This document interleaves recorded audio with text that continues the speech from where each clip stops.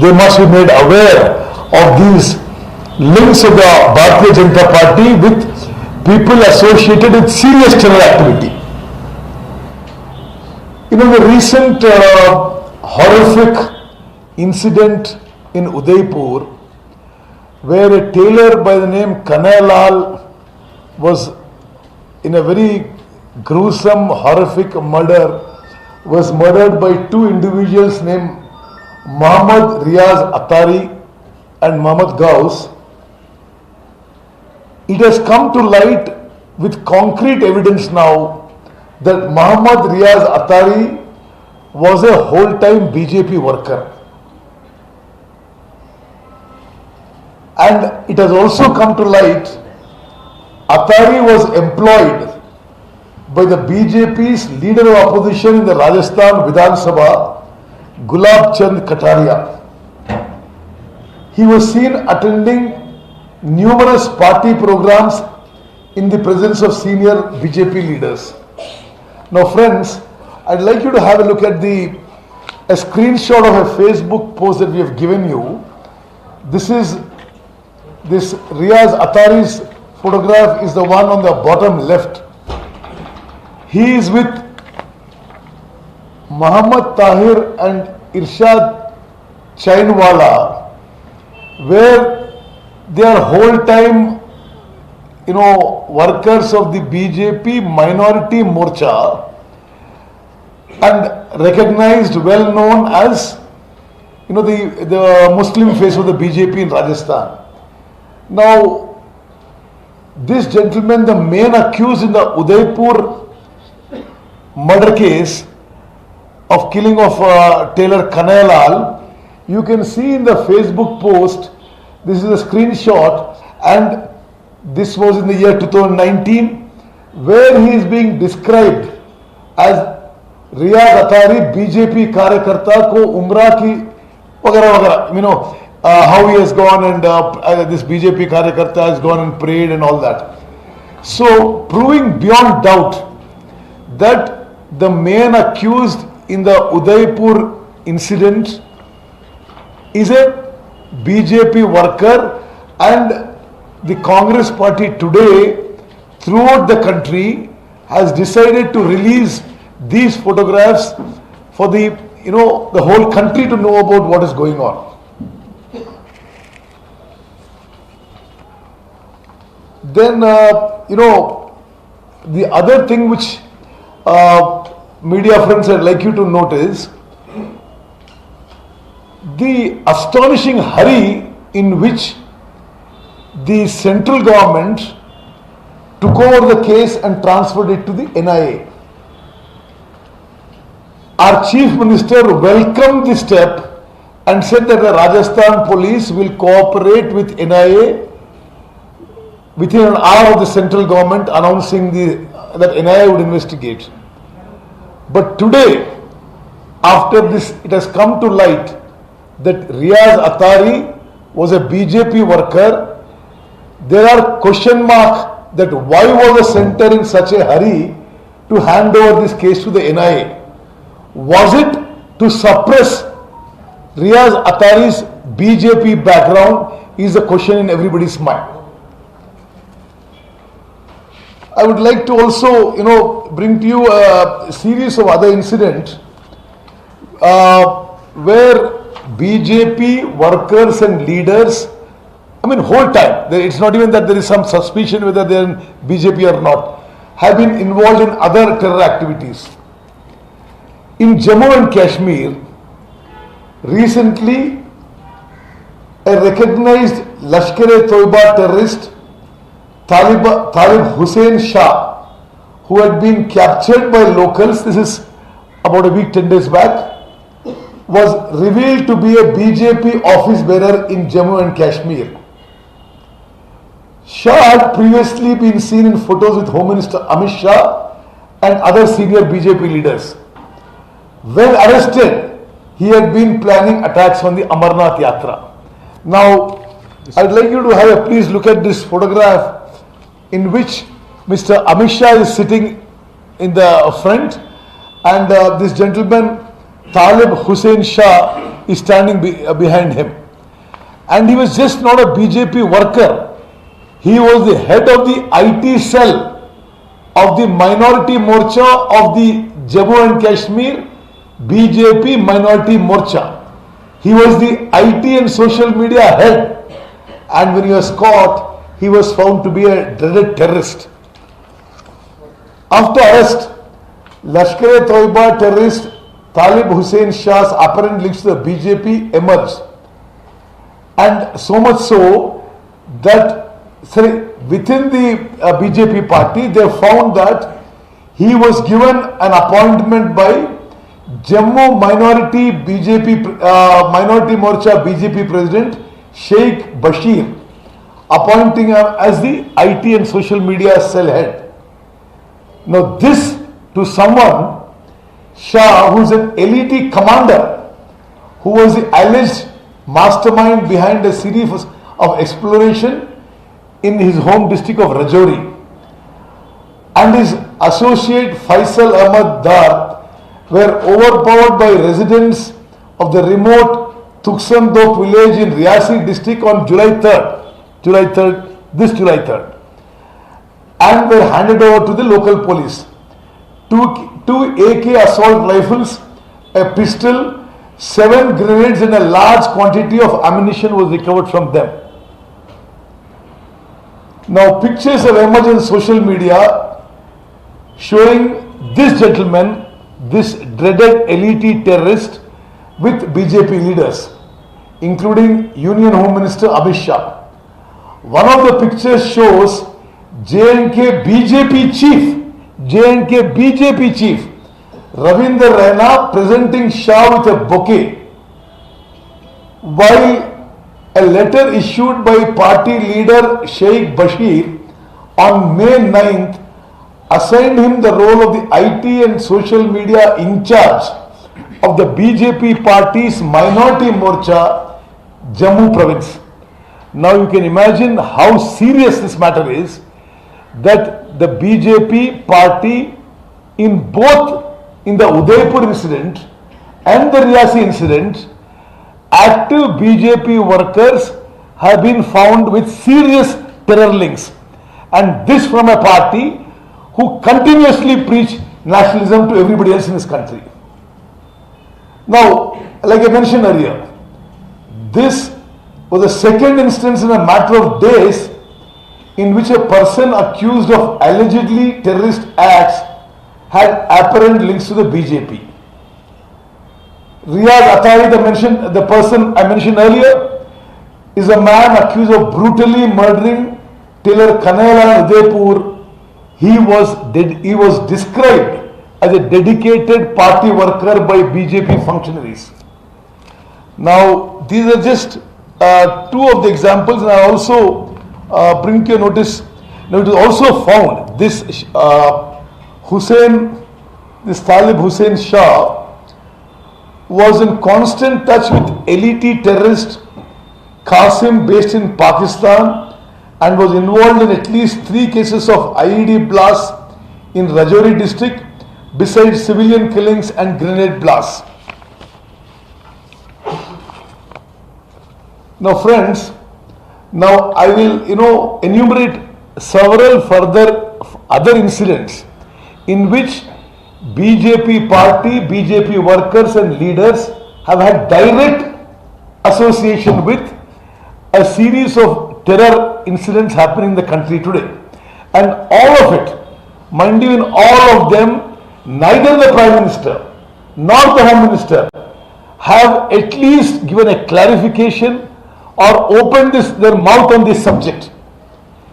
Now, as has been reported in the media, one Irfan Khan is accused of masterminding the murder of Amaravati chemist Umesh Kole, and this Irfan Khan was a chief campaigner of independent MP Navneet Rana and her husband Ravi Rana. Now everybody in Maharashtra knows that Navneet Rana MP and Ravi Rana have a very cozy relationship with the BJP. And a person who was one of their main campaigners is found to be the mastermind behind the murder of, this is also a recent incident of Amaravati chemist Umesh Kole. Now, going back a little further, former BJP leader and ex-Sarpanch Tariq Ahmad Mir was arrested in 2020. This is all on record. I mean, none of this is speculation. This is all what we are telling you is well-researched facts. For procuring weapons, for Hizbul Mujahideen commander Naveed Babu. Naveed Babu had previously been arrested along with DSP Devinder Singh and accused of supplying weapons to terrorists. The National Investigation Agency has confirmed that Mir is an associate of Devinder Singh's. Now, very strangely, under this government, this whole inquiry into Devinder Singh and Mir has been stopped halfway through by Narendra Modi government. Like I said earlier once, BJP is showing a disturbing willingness to flirt with anti-national forces, and it should concern all well-meaning citizens of India. Now go back a little more further. This is another photograph I've shown you of. Please see the photograph of Dhruv Saxena. You will find him in BJP dress with the BJP cap and the RSS dress. We have given you a photograph of Dhruv Saxena also. In 2017, the Madhya Pradesh Anti-Terrorism Squad arrested the BJP IT cell member Dhruv Saxena along with 10 accomplices for spying for the ISI. The spy ring had set up an illegal telephone exchange to facilitate espionage. A picture of Saxena with Madhya Pradesh Chief Minister Shivraj Singh Chauhan is also viral, and I have given you photographs of this Saxena in BJP party activity. Subsequent to that, in 2019, Balram Singh, a Bajrang Dal leader from the same state of Madhya Pradesh, was arrested in a terror funding case. Again, in another terror case in 2017, a special court of the NIA, National Investigation Agency, sentenced Assam BJP leader Niranjan Hojai to life imprisonment. He was found to have participated in a 1,000 crore scam where government funds were diverted to support a militant groups. The militant groups were used to buy weapons and carry out attacks on our security forces. And the person involved, Assam BJP leader Niranjan Hojai. Another incident. The BJP had willingly and knowingly given a ticket to Masood Azhar. Now, Masood Azhar is one of the main enemies of our country, located in Pakistan. He runs all the terror operations against India from Pakistan. The BJP had willingly and knowingly given a ticket to Masood Azhar's acolyte, Mohammad Farooq Khan, to contest the Srinagar municipal election from ward number 33. Khan was previously a member of the Jammu and Kashmir Liberation Front and Harkatul Mujahideen. Now, going back a little more, friends, I want to take you a little back a little more. How is Masood Azhar, who is internationally recognized as one of the biggest terrorists internationally, globally, and masterminding all terror operations against India. The BJP government has a dubious distinction of having released the dread terrorist Masood Azhar in 1999 during the Kandahar hijacking. Azhar went on to founded the Jaish-e-Mohammed terror group that was responsible for the 2001 Parliament attack and the 2008 Mumbai attacks that caused hundreds of deaths. The Jaish-e-Mohammed also masterminded the 2019 Pulwama attack, in which 44 CRPF personnel died after 200 kgs of high explosive RDX somehow made it past multiple security checkpoints. It would be interesting for the media to know. There has been no detailed inquiry into Pulwama, how 200 kgs of RDX has come into the country, and that huge incident, and which probably influenced the 2019 Parliament elections. Friends, as a person who served in the defense forces and as a patriotic Indian, as somebody who's been very long term in both legislative bodies and in Parliament, what I have presented to you is very, very disturbing facts. A party which talks all the time about nationalism, a party which doesn't leave any opportunity to defame its political opponents with wrong facts, with kind of fake news. Look at the pile of evidence against them. It is really seriously disturbing. And also, I'm personally shocked that, and so should you be, in the Udaipur incident, in the Riyasi incident in Jammu and Kashmir, not a word from the Prime Minister or from the Home Minister. At least, okay, these incidents have happened, there should be no communal tensions, we will take care of the culprits. No such reassuring words on either incident by the Prime Minister or Home Minister, and no word from an appropriate level on what is concrete evidence presented by the Congress party on the links of BJP with these terror groups. It really disturbs me and causes concern. Is the BJP trying to create communal disturbances on a big scale in India? Earlier it was polarization of our society for electoral gains. Are they going a step ahead to disturb totally the communal harmony in this country? We have presented the evidence to you, and we feel there is overwhelming evidence that the BJP has links with people who are actively involved in terror activity. Thank you. ಪ್ರಶ್ನೆಗಳಿದ್ರೆ ಇದ್ರ ಬಗ್ಗೆ ಈ topic ಬಗ್ಗೆ ತಾವು ಕೇಳಬಹುದು.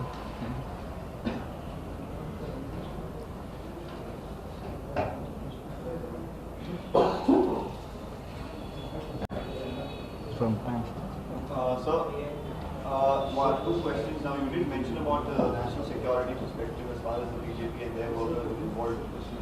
Similarly, a lot of questions have been raised over the Agnipath scheme and how it would eventually affect national security. We've just seen yesterday former Japanese Prime Minister who was assassinated. Some reports suggest that this particular killer, he had served in the army for about 3 years. A similar scheme there as well, where initially they joined. Do you see a pattern of this, or any security threat with some people who were serving in the army for 4 years, then don't, of course, be recruited, come back into the society? Do you see it as a potential risk? Okay, friend, for you it will be of some matter of interest for you to know my background. I am a graduate of the National Defence Academy, and I went on to become a fighter pilot. My training itself took 4.5 years. And look at the Agnipath scheme. It is 6 months training and 4 years of service. Means 6 months training and 3.5 years service. In 4 years, you out on civil street. See, as a responsible ex-serviceman, I'd not like to link the two, but I'll tell you something. I'm also a member of the Parliamentary Defence Committee. I must tell you, I have spoken to, and my batchmates, my National Defence Academy batchmates are the service chiefs now. Air Force, Army and Navy are all three the same NDA batch from which I am. I must tell you, Agnipath scheme is a serious degradation of our armed forces. I'll just tell you in very, very nutshell. See, a normal of a Jawan or an airman or a sailor, Their training was about 9 months to a year. Now, somebody silly can say, what is the difference between a year and 6 months? It's a huge difference, because even indoctrination takes a month and a half. So one training is insufficient. And in 3.5 years, this BJP government are trying to. It's a disaster what's going to happen in the future. The ethos of the armed forces is our regimental spirit. To die for the country, to die for the regiment. But they've destroyed that. Just because they want to save the pension bill. I have spoken to a number of serving and retired officers. Nobody has a logical answer for this. Why the Agnipath scheme and what is wrong with the existing scheme. Also the numbers which should alarm us. For the first time, India is facing a very hostile situation on both Pakistan and China. Very unfortunately, our Prime Minister doesn't even want to take China's name, but undoubtedly they have transgressed into Indian territory. Now, in such a situation, you are actually trying to reduce the manpower with lesser trained people. See, the sanctioned strength of all three armed forces is 13 lakhs. The present strength of the armed forces is about 11 lakhs. Why is it shortfall? Because there was no recruitment during COVID. That's another strange thing. They could have elections in COVID, but they couldn't have recruitment for the armed forces. Now they started recruitment. Recruitment even otherwise before COVID was 60,000 a year. That's the annual benchmark. Now they reduced it to 46,000. Only 40,000 for the army, 3,000 for air force and 3,000 for navy. So what they are doing is basically trying to reduce the pay and pension bill of the armed forces. I was a combat soldier, and most of my colleagues think that this is extremely foolish step, that this will seriously affect national security. And about what you asked, see, I don't want to compare the two because it won't look good. I mean, some ex-army person in Japan shooting down the Prime Minister, I don't want to draw a comparison. But I'll tell you one thing. I'll tell you facts and figures. Out of the ex-servicemen registered for employment in the 8 years of BJP government, not even 1% got jobs. Not even 1%. Now they're trying to just fool the people and saying, okay, we're getting central police forces to recruit. We're the Ministry of Sports, the Ministry of Aviation. Then why didn't they do it all these years? Where they're a pool of much more trained ex-servicemen. They never took. I mean, I'm a head of several ex-servicemen associations. So this Agnipath scheme is poorly planned, ill-conceived, is definitely undermines India's national security. I still feel they should roll back. So when I said he was an ex-serviceman, he also served for about 3 years. That's why I'm drawing a comparison to Agnipath, because here after getting arms training or any sort of combat training, they come out onto the streets into the civil society after about 4 years. So the potential risk of them knowing how to carry out such attacks or anything like this becomes much more. I don't want to comment on the comparison. So Telangana issue is there. Yeah. Gadwala district incident is more than 60 people undergo in the healthcare and 4 people died to contaminate water. Yeah, see, that shows, what you said reflects everything about Telangana. It's all a huge show put up, as we call it in Telugu. They put up a show everywhere. On that particular incident which you said, on Mission Bhagirath they called it, they lie everywhere. They lie in the state assembly, the figures they have sent to parliament is a lie. They're given to parliament figures that 99% of Telangana households are connected with tap water, and that is filtered, and that is, what is it called?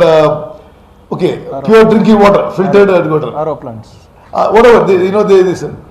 Now, the incident in Gadwal exposed that whole thing was a scam. We'd been telling for years that the entire Mission Bhagirath scheme was not for providing for drinking water for the people, was for filling their pockets.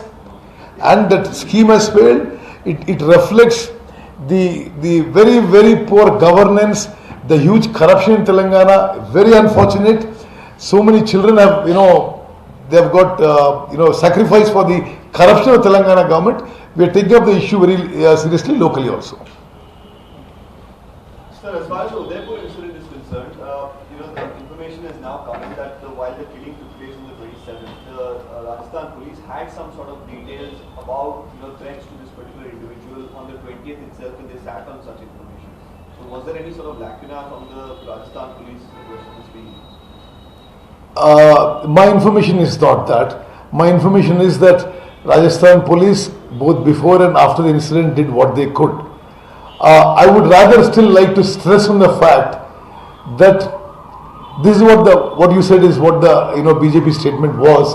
But I'd like to just my friend tell you that the BJP has nowhere countered what evidence and photographs we are showing, and that Facebook post where this person is called a BJP Karyakarta. That is what we want them to reply. Because on one hand you have a Nupur Sharma who tries to incite the Muslims, and on the other hand you have a Riyaz Atari who tries to incite the other community. Look at the diabolical game that the BJP is playing to disturb the communal harmony. I think this is what we should focus on. BJP is trying to disturb the communal harmony of this country for their narrow political gains.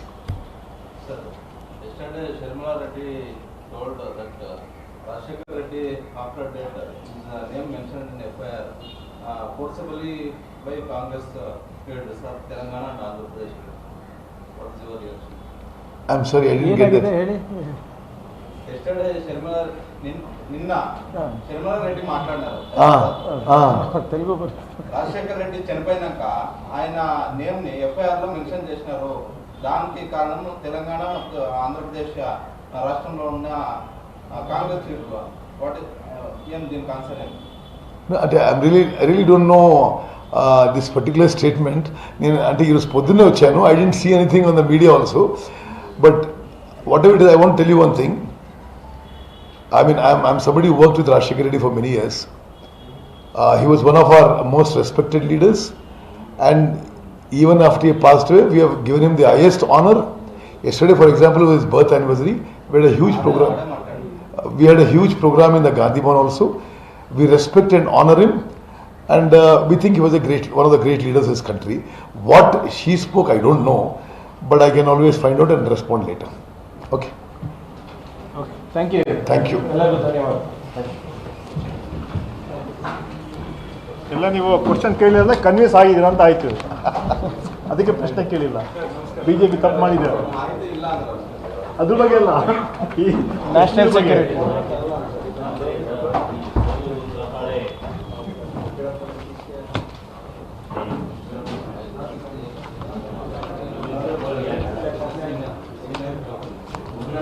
Just join us. Just join us. Let's be. ಒಂದು ನಿಮಿಷ ಬರ್ತೀನಿ sir. Nothing more controversial than what Same thing.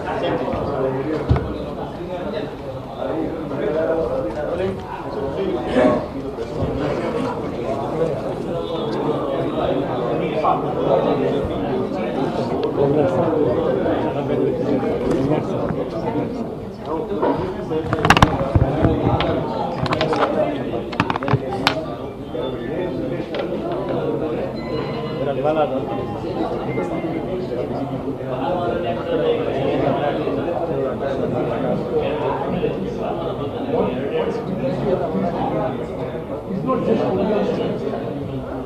we have released screenshot of the Facebook post October 19th when responsible officers of the BJP have called this main accused Riyaz Attari a BJP Karyakarta, going beyond what the BJP. In this case. And then there are many photographs of Mr. Gulab Chand Kataria who was Prime Minister of the BJP government. And also released a screenshot. Then about the person in the who was spotted as an ADT service in BJP. He was actually an office man of the BJP. He was the head of the minority mortgages IP and social media department. They are not denying that. So, several incidents where BJP's workers and leaders have been caught as